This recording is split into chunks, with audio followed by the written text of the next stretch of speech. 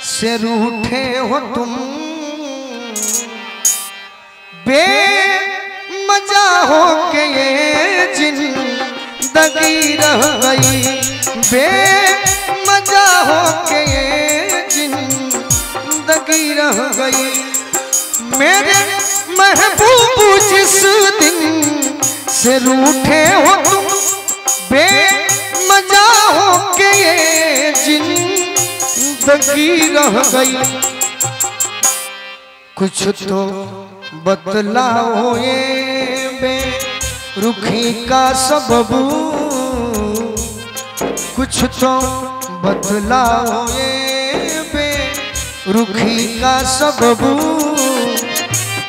क्या मेरे प्यार में कुछ कमी रह गई, क्या मेरे प्यार में कुछ।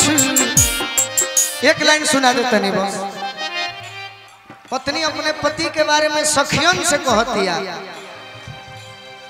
मुस्कुरा कर मुझे छोड़ के चल दिए, उनकी सूरत को मैं देखती रह गई, उनकी सूरत को मैं देखती रह गई। अंजनी जी चुप रह के काम, गाना सुनल जाला। चार बतिया भी साजन से कर ना सकी, चार बतिया भी साजन से कर ना सकी। आग दिल में लगी कि लगी रह गई, आग दिल में लगी कि लगी। एक लाइन और निरंजन बाबा, शायद मैं भगवान से ही प्रार्थना करता हूँ कि आप जैसे ही मुझे भाई मिले और आप जैसे ही गीतों को सिलेक्शन करने वाले श्रोता मिले। श्रोता सभी अच्छे होते हैं लेकिन अपन अपन पसंद। पीठ पर वार धोखे से जो कर गया वो मेरा दोस्त था, कोई दुश्मन न था। वो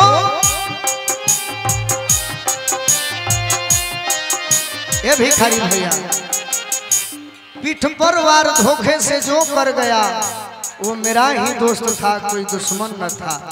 और आज के समय में कोई कैसे किसी पर भरोसा करे,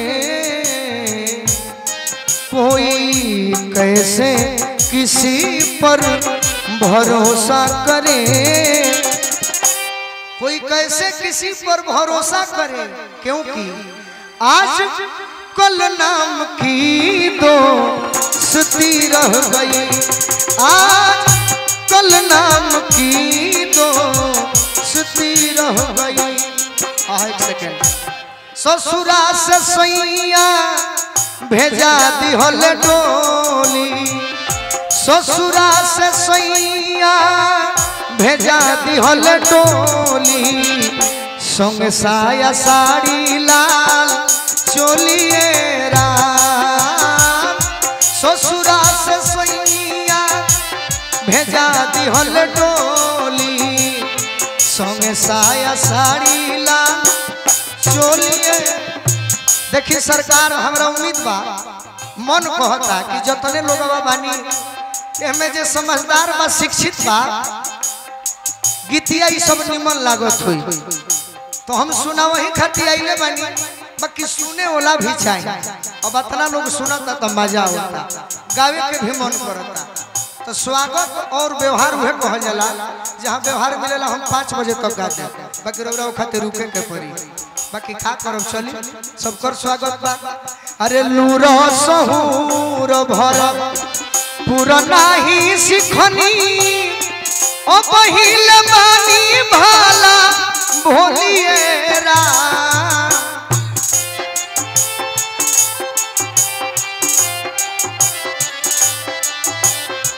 ओ पहिल बानी भाला भोलिए, ससुरा के बात बासे डरता में जियारा ससुरा के बात बासे डरता में जियारा नइखे बुझात काठी बोलिए राम ससुरा के बात बासे डरता में जियारा नइखे बुझात काठी। लास्ट बार सखी सले हर सारा हमके सजैली मांगे लगैली से रोलिए राम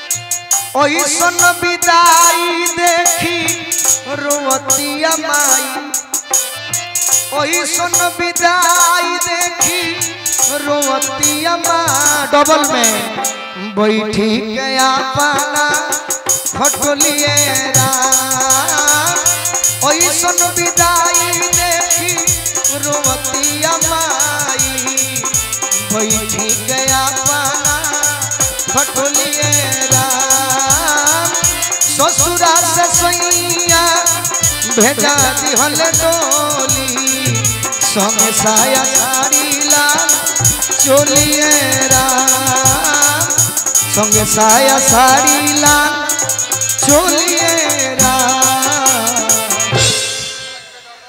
बहुत सुंदर हमारा प्रमुख साहब के व्यवहार विचार स्वागत बड़ी हमरा अच्छा लागल।